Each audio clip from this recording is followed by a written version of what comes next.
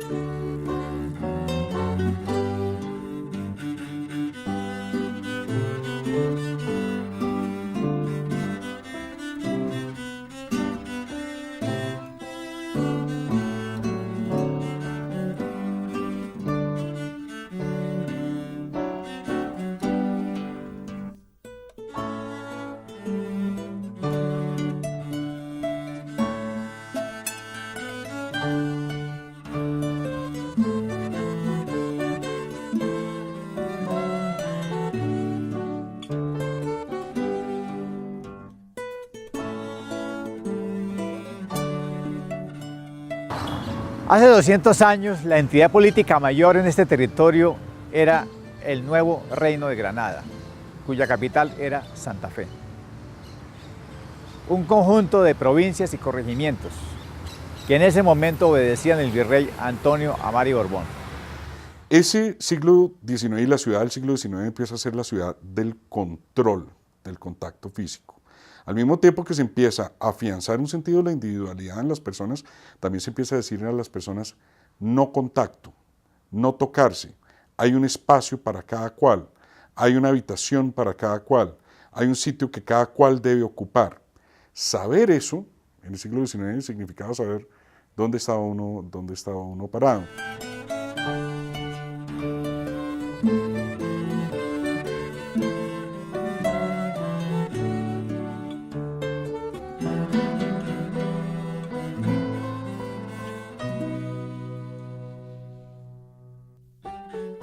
Aunque para la historia en general, la independencia se libró en las plazas públicas y en los campos de batalla, las actividades culturales y los encuentros sociales fueron un epicentro interesante para encontrar la libertad del reino español.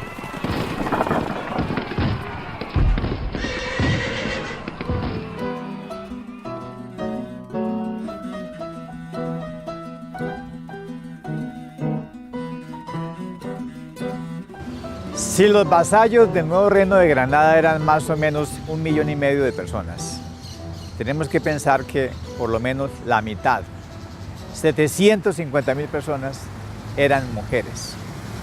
Hablar del papel de 750.000 mujeres en 1810 significa discriminar. ¿De qué clases de mujeres estamos hablando? La mayoría eran campesinas, de todos los colores, que se levantaban a hacer el desayuno, a moler el maíz, a alimentar las gallinas, a alimentar los cerdos. La distinción entre mujeres elegantes y mujeres populares es un elemento que acompaña toda la historia de la humanidad. Y indudablemente la época de la independencia no fue la excepción. En el siglo XIX la mujer era considerada un cero a la izquierda y mucho más si pertenecía a estrato bajo. A pesar de eso, muchas mujeres fueron un eje importante en la independencia. El siglo XIX en Colombia es un siglo de mujeres y la sociedad del siglo XIX y la última sociedad de la colonia es una sociedad de mujeres. No digo que, a ver, entiéndaseme bien, no digo que los grandes presidentes, los políticos fueran mujeres, no. Pero la sociedad era una sociedad en la cual numéricamente había más mujeres que hombres. Y gran parte de los intereses giraban en torno a los intereses de las mujeres.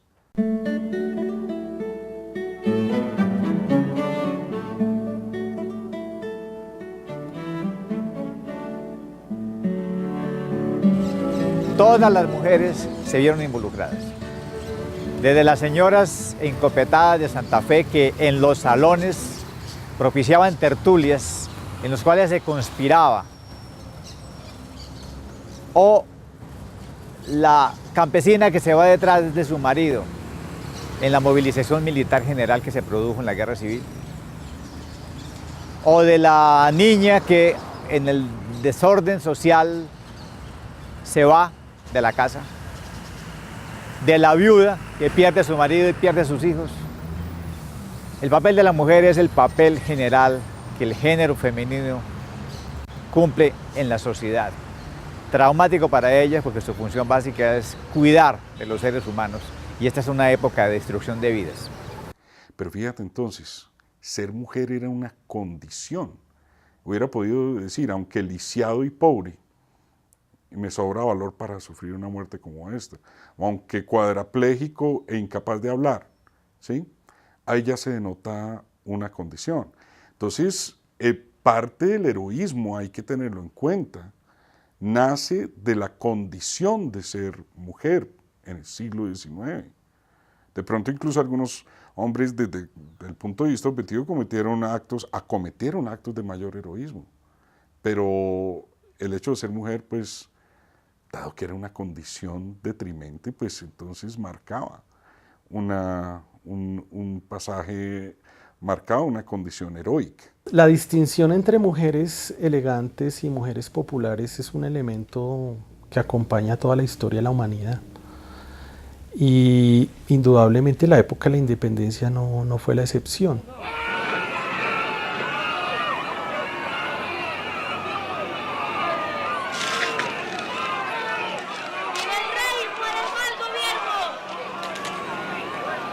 Pero la mayoría de las mujeres no dejan memoria, en parte porque era una sociedad casi totalmente iletrada, que dejaba muy poco testimonio. Pero en general el papel de la mujer y su huella quedó en muchos eventos y en muchos cronistas. Manuela Beltrán, por ejemplo, es una mujer revolucionaria, de extracción baja. La misma Pola, el imaginario que tenemos de ella, de mujer neoclásica a través de las pinturas que ha sido un poco distorsionada, pues es una mujer mucho más del marco rural y pues corresponde a apropiaciones de materiales y formas propias de las regiones, que es lo que conocemos hoy como los atuendos. Aunque todas las mujeres se vieron involucradas en el proceso traumático que fue la guerra civil de la independencia, las que más dejaron huella en la memoria, desafortunadamente, fue aquellas que perdieron la vida, fusiladas, que es la que llamamos heroínas. Estamos hablando de una Mercedes Ábrego, que fue fusilada en los valles de Cúcuta por haber bordado en hilos de oro una chaqueta azul que las señoras de los valles de Cúcuta le regalaron al coronel Simón Bolívar. Estamos hablando de una Antonia Santos Plata, que días antes de la batalla de Boyacá fue capturada en su hacienda como colaboradora de la guerrilla de Ocamonte, que dirigía a su hermano, y descincelada, y fue fusilada. Estamos hablando de las mujeres que dejan huella justamente por haber perdido la vida y haber quedado en la memoria.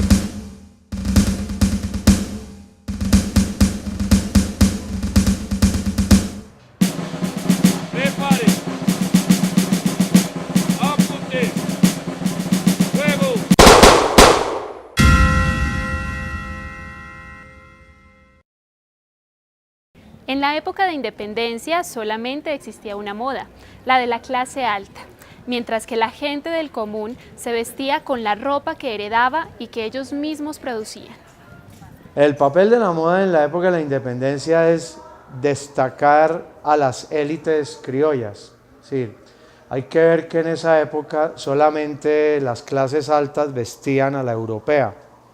Las clases populares no vestían de una manera internacional, sino más local. Yo creo que un elemento importante a la hora de trajearse es aquello que Pierre Bourdieu ha llamado la distinción, que era que las clases altas necesitaban de alguna manera generar un proceso de distanciamiento de las clases populares. Por eso, eran los ricos los que tenían ropa más o menos, y los otros, la clase pobre, heredaban de sus amos. Claro, y esas faldas negras eran una de las faldas interiores que usaban las damas.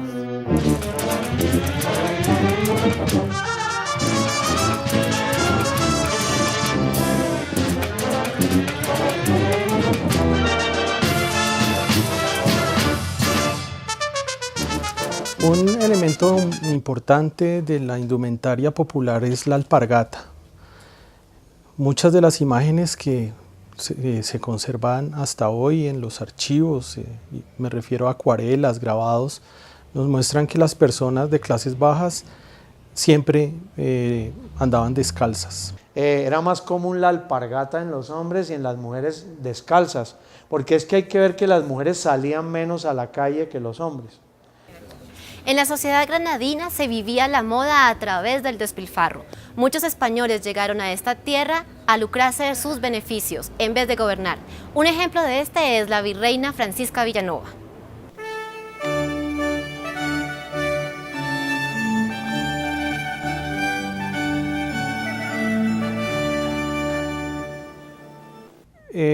Porque indudablemente la esposa del virrey está ubicada en la pirámide de la escala social, y esa escala social le permite a través de sus viajes tener acceso a las cortes y a la corte española, conocer lo que está sucediendo en términos de moda en Europa y poder trasladar ese tipo de conocimiento práctico.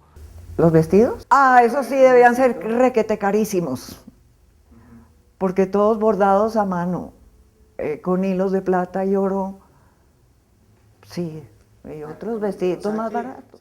Muy vestida lo María Antonieta, con sedas, brocados, que eran telas con hilo de oro y bordados.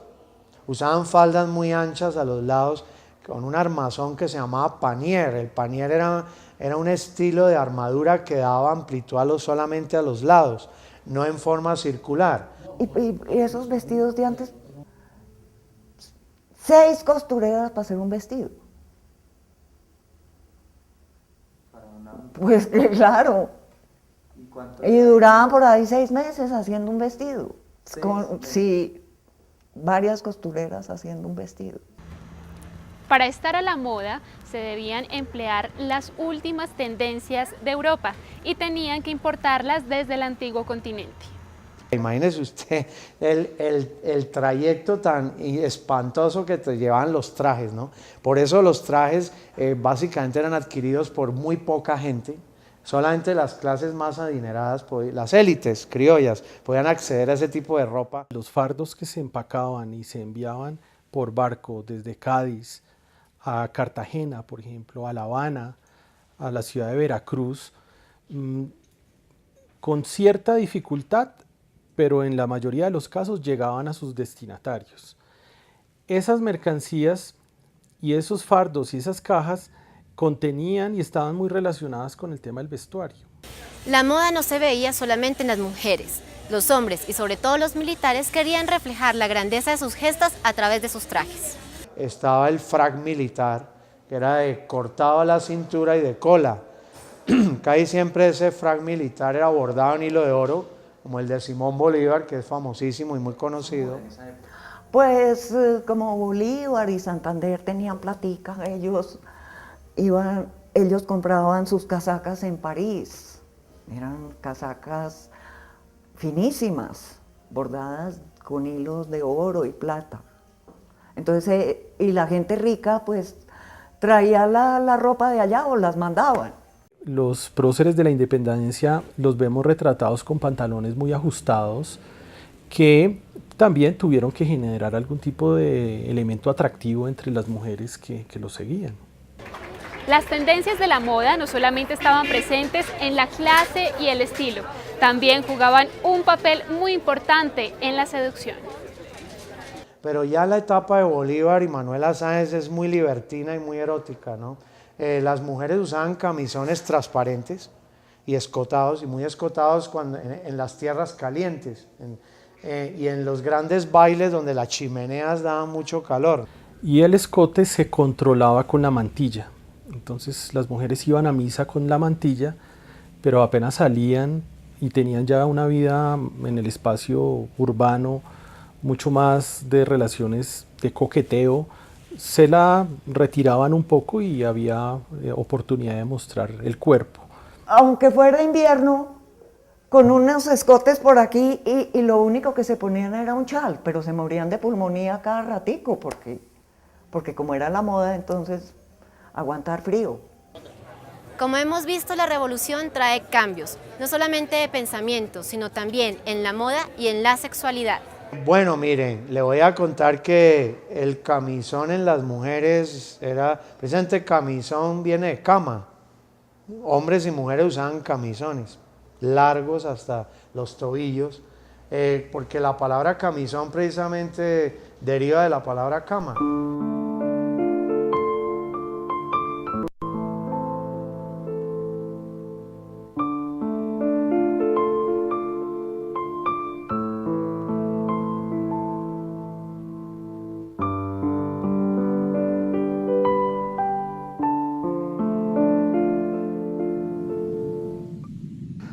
La sexualidad rutinaria pasa un poco del haber público hacia la interioridad del hogar, hacia la interioridad de los espacios bogotanos. Se comienza a configurar en el siglo XIX una sexualidad en la cual, o una forma de ser del bogotano. Hace 200 años, la sexualidad humana era la sexualidad que corresponde a los dominios de una monarquía católica. Estamos hablando de una sexualidad que está puesta bajo los preceptos de los mandamientos de la Santa Iglesia Católica. Por lo tanto, la sexualidad no es concebida, como hoy en día se concibe públicamente, como un medio casi exclusivo de goce de los sentidos.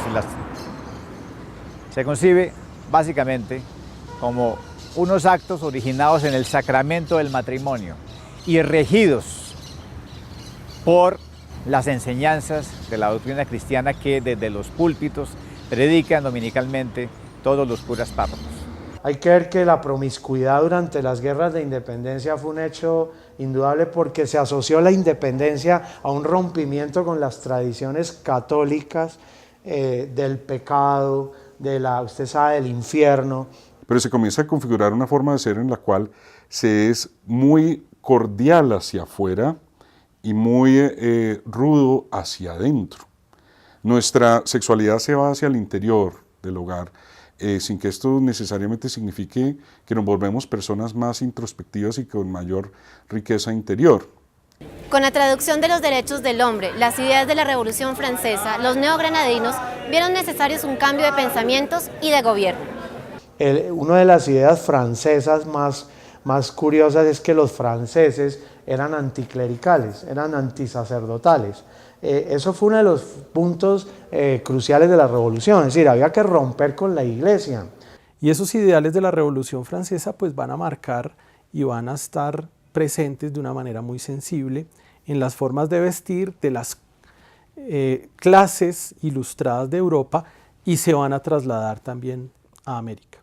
Lo que hay hacia afuera es una cantidad de conductas codificadas con las cuales las personas se acercan unos a otros en materia sexual, y hacia la interioridad del hogar lo que permanece es una sexualidad cruda, descarnada, cruel, violenta. Se había perdido el recato y el pudor, ¿no? En ese momento, en las guerras se prestaban para iban a morir, entonces se prestaban para vivir más el momento y no hacer planes futuros, ¿no? La Iglesia sigue al frente de la moral de las personas. Muchos neogranadinos, a pesar de su nuevo concepto de sexualidad, siguen siendo restringidos por la sociedad. En el siglo XIX, los grandes moralizadores, que no necesariamente eran representantes de la Iglesia, sino incluso de los partidos políticos, seguían haciendo alarde contra la sexualidad, pero la sexualidad seguía allí. Hay una peculiaridad muy interesante en el caso del siglo XIX en Colombia. Esa sexualidad siempre fue muy hacia adentro, muy sin conocer otras cosas. No fue de pronto una sexualidad muy experimental. Hace 200 años las prácticas homosexuales eran consideradas con los peores epítetos, como por ejemplo pecado nefando, pecado contra natura, sodomía, y eran totalmente rechazados por la moralidad de la Iglesia Católica, al punto que eran delitos objeto del Tribunal de la Santa Inquisición. Los procesos por solicitaciones en el confesionario, por sodomía o por pecado nefando, podían llevar a quien los cometiera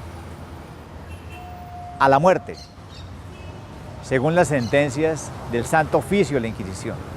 Por lo tanto, la actividad homosexual tenía que ser absolutamente reprimida, so pena de la muerte.